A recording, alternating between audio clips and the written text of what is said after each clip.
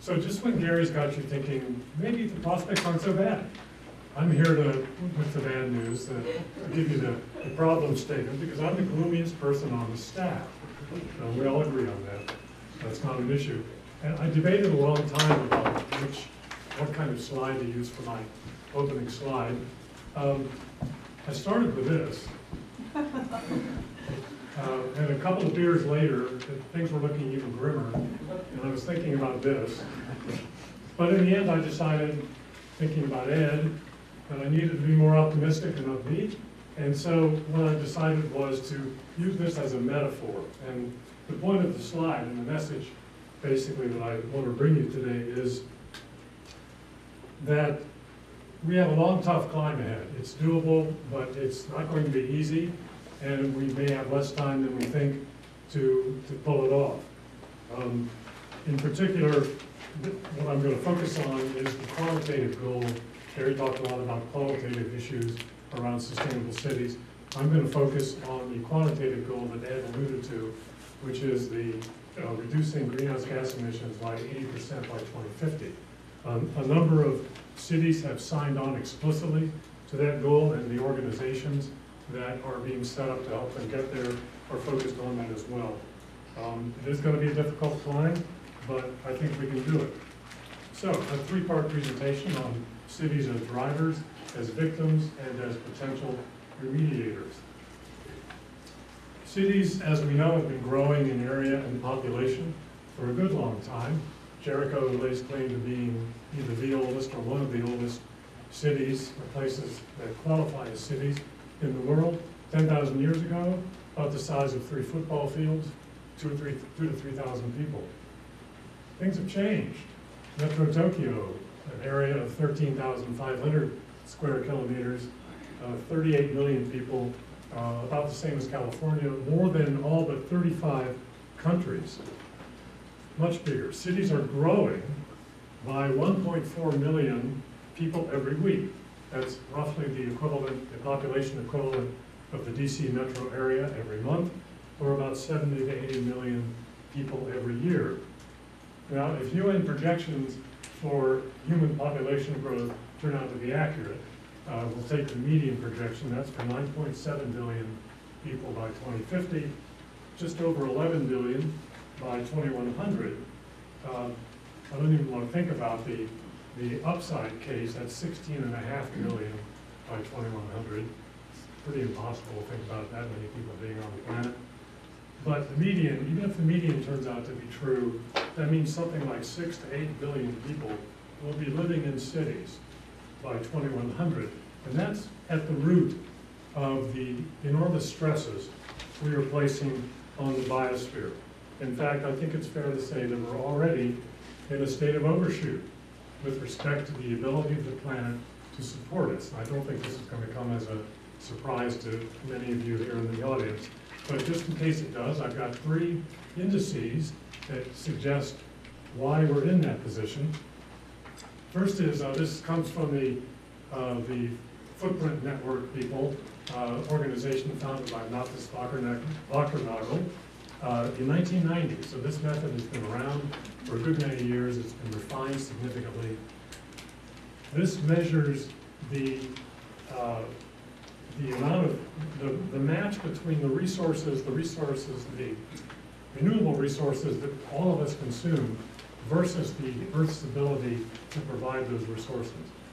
We passed the 1 Earth level of the match. In other words, we were using 1 Earth's amount of renewable resources every year back in 1970. They just recently revised that figure. It used to be in the early 80s, but they've revised the methodology. I assume it's better, but the picture that's painted thereby is a bit worse.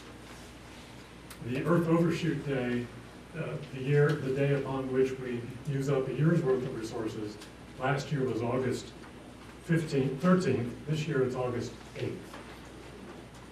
The second index, you probably heard about the planetary boundaries work of the Stockholm Resilience Center.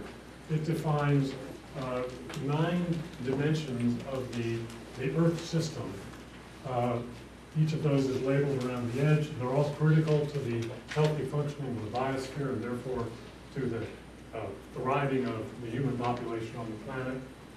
According to the Stockholm Resilience people, we're already out of the safe operating zones in 4 of those dimensions. Those 4 are climate change, genetic diversity, land system change, and biogeochemical flows, meaning we're dumping too much nitrogen into the ecosystem and winding up in dead zones and things of that sort as a result. Here's my 3rd index. I think this is a fascinating graph. This shows the world land animal biomass at 3 points in time. The purple is wild animals, the red is human beings, and the blue is the livestock that wouldn't exist except for us human beings. Our cattle, our pigs, our chickens, our sheep, and so on. 10,000 years ago, almost all of the world land biomass was wild. Humans, there were about 3 or 4 million humans. They don't even show up down there at the bottom. They should be at the bottom. There's not even a sliver there of red. But 10,000 years later, the ratio of human beings, I should use the pointer, shouldn't I? They gave us one. Why didn't I do that? The ratio of the human beings and our livestock to the wild animals is about 90-to-1. So we're just pushing everything else out of the way as we reproduce and grow the animals that we like to eat. That can't go on forever. It just can't.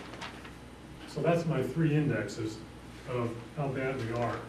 As I said, this all arises out of our, to some extent, our sheer numbers and our organization as a species that produces for surplus, which is part and parcel of being in cities all the time. Our roots as an urban species go back a long, long way, and our commitment to it is equally deep. Cities are where most of us live. They are where most of us will live in the future if current trends continue. They concentrate most economic activity. Over 80% of GDP arises out of activities in cities, and they account for about 70% of global energy consumption and greenhouse gas emissions. Now, there are obviously a lot of sustainability challenges that cities face. They have to find ways to humanely house and feed and transport and educate and employ and entertain and govern billions of people, and with more arriving every year.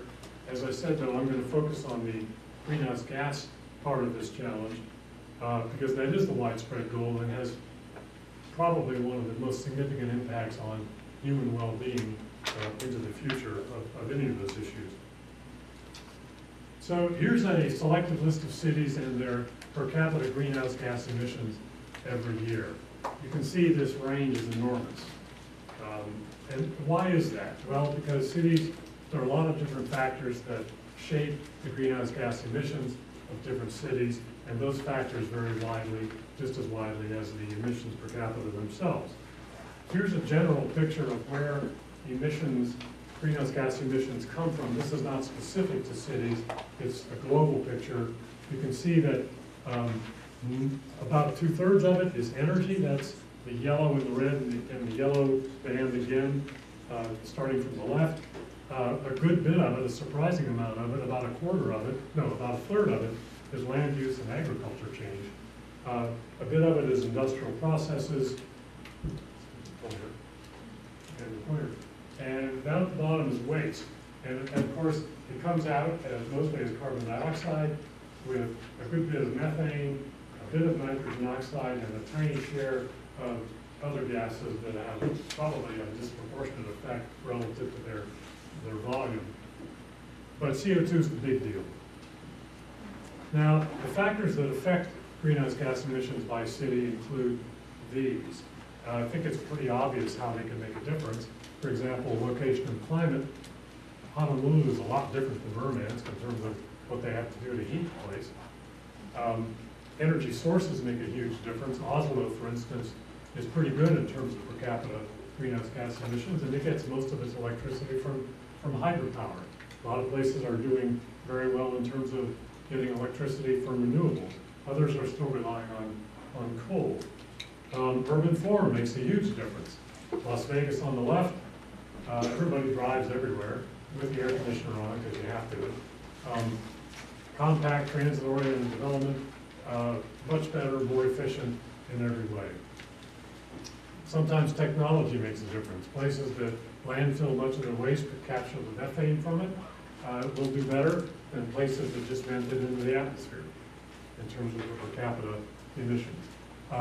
Economic structure and activity. Rotterdam, you saw, was at the top of our list. It's actually the busiest port in Europe, and until a few years ago was the busiest port in the world. And it still has a lot of petrochemical activity too. That goes a long way towards explaining why PC emissions are so high in Rotterdam. And finally, the wealth of the residents, because wealth and consumption are related to greenhouse gas emissions.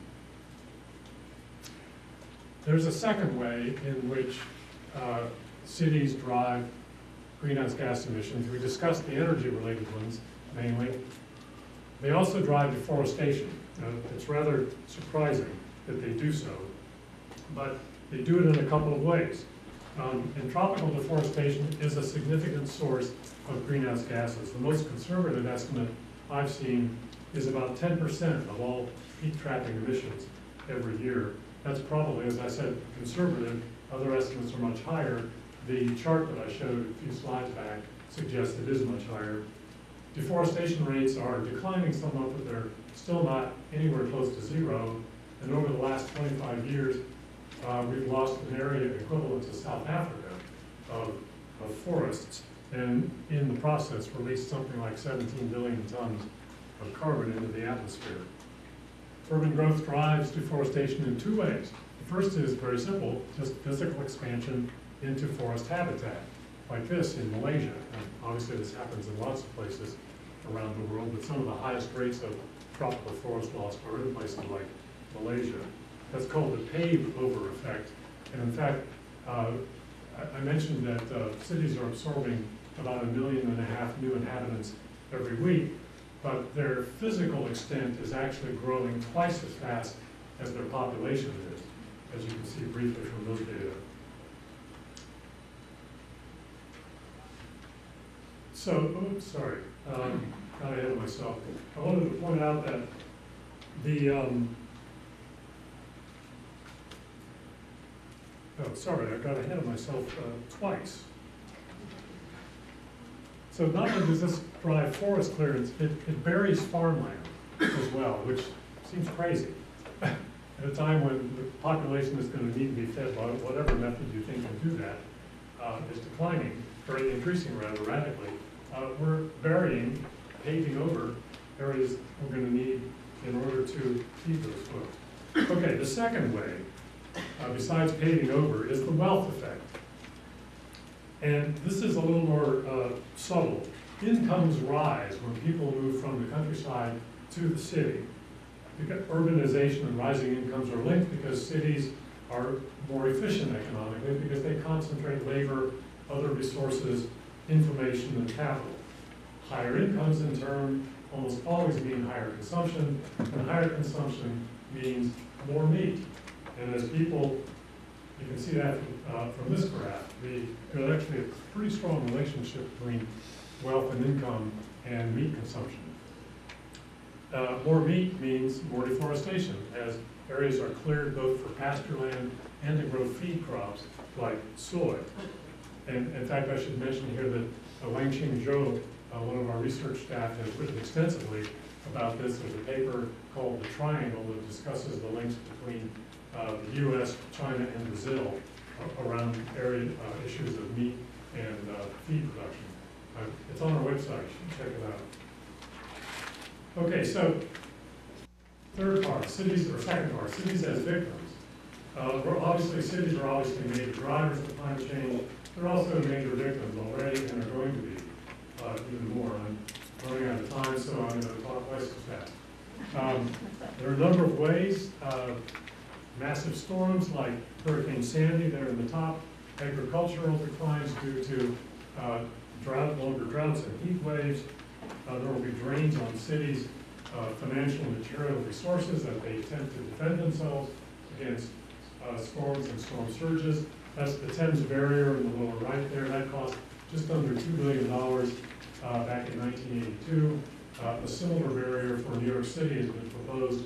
It would cost something like an estimated $17 billion. You think about the energy insecurity for places like the Pacific Northwest in this country, or Oslo, which gets a good bit of its electricity from hydropower, major installations of hydropower. If stream flows alter significantly, that could affect their the amount of power they have to tap. The most dramatic effect, obviously, is sea level rise. We're already beginning to see that. Hundreds of millions of people and major cities around the world are vulnerable to sea level rise effects, not just in cities, but especially in cities as well. The current rate of sea level rise is about 1/10 of an inch a year, but appears to be accelerating. The IPCC 3 years ago projected that through 2100, the likely maximum of sea level rise would be about 1 meter, but that figure is looking too conservative now. The U.S. National Research Council puts it at closer to 2 meters, upwards of 2 meters by 2100. And a recent study in Nature appearing in March suggested that the Antarctic ice sheet is more sensitive to slight changes in temperature than previously believed, and could account for 1 meter all by itself. So with the other drivers like Greenland and glacier melting, it could well be 2 meters by 2100. That's a lot. 6 or 7 feet of sea level rise is a huge deal. If you don't believe me, here's Miami at current sea level. And there it is, 6 feet under. We'll see that again. Couldn't happen to a nicer city, in my opinion, but that's just me. So it's going to be a huge deal. The cost of defending against that, or relocating, mitigating it, saltwater intrusions, storm surges, infrastructure that's below sea level, blah, blah, blah. A ton of money, and lots of people's welfare affected as well. Turns out that Greenland and Antarctica together are losing nearly 300 billion tons of ice every year by melting. And that's such a significant amount that it's actually changing the mass balance on the planet and forcing the poles to shift. This is amazing. But apparently the North Pole is moving towards the UK about 6 inches a year. Okay, I have 1 minute. I can't possibly get done. This is just an example of the kinds of destruction. Sandy Point, or Breezy Point rather, after Hurricane Sandy. Hurricane Sandy cost New York City $18 million in damages. I'm going to have to wait just a couple of extra minutes to get some of these notes done. So, to climb up the city's sustainability mountain, including reducing our greenhouse gas emissions, we are going to have to, I'll just skip that one, and that one. We're going to have to climb down off this mountain of fossil energy use. And the reason this is going to be difficult is because of this. That little tiny red sliver up there represents solar, wind, geothermal, ocean thermal, tidal power, wave power, all the new renewable sources that we are so pleased and excited about ramping up so quickly. And they are expanding very rapidly. But the base they're expanding from is so small at this point, when what we actually have to do is displace all of this stuff. Even if you like nuclear or large hydro, which may be at risk because of climate change. And the reason this is going to be tricky is that the global energy infrastructure is worth something like 15 or 20 trillion dollars. And you may have heard of a guy named Václav Smil. He's a renowned energy analyst, probably the premier expert in his particular area of focus. He's pointed out a couple of really interesting things. One is that the challenge in moving from the current system we have to the new system we need is that we have to go from a system where we generate energy in a relatively few, relatively small places and spread it around everywhere, to a system where we have to collect energy from everywhere and focus it in a few relatively small places, namely cities. That's what renewables are going to require doing. that means we're basically going to have to turn the infrastructure system inside out. That's going to cost a lot. The second thing he points out, and it's reflected in this is, you can take this as a proxy for the global pattern too, because they're basically very similar. We don't stop using energy sources. We just add new energy sources on top of the old ones, with one possible exception, whale oil. I think we got rid of whale oil. I don't think it uses it much. But everything else, we just add the new ones on, because our appetite for energy has never declined. It just expands and expands and expands. And yet again, what we have to do is get rid of most of this stuff and replace it with some of that stuff. That's going to be hard to do.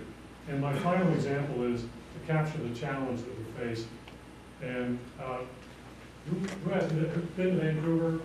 Gorgeous place, an extraordinary city, one of the greenest cities on the planet, determined to become the greenest city on the planet, working hard to get there. You can read the profile in the book. We have city views that are profiles of cities around the world and what they're doing to advance the green agenda. They're doing a ton of stuff. If you use the global footprint methodology, which I was going to explain, but I don't have time, we need to get everybody per capita down to 1.7. Just consider that our overall value, okay? That takes into account all the productive lands on the planet and all that we demand from them. We have to, each of us has to live, on average, on 1.7 hectares of food, fiber, forests, that kind of timber, that kind of stuff. Vancouver in 2013 was at about 5, just under 5. And remember, they're working really hard. Vancouver on a major diet, if everybody became a vegan, everybody stopped driving, never drove again, never flew again, lived in a house that was passive solar, relied on little or no fossil fuels for heating or cooling, and everybody in Vancouver cut their personal consumption in half. That would get us down to 2.8. Long way to go. So I wanted to point out there are some good signs. CO2 emissions may have flattened out. Saudi Arabia just announced an IPO. They're going to raise $2 trillion by selling off shares of Saudi Aramco so they can diversify their economy.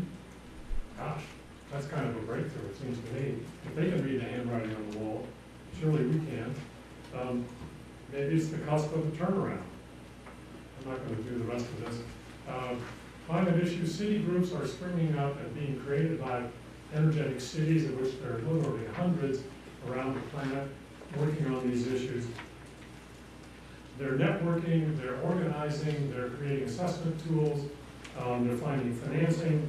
They get the urgency of it. They understand that sustainability is a moving target, that population is rising, energy use is rising, consumption is rising, sea levels are rising, and we need to stop using fossil fuels, but use some of the carbon budget we have left to make that transition to the renewable system that we absolutely must have. Cities also understand that they need to get their people behind this.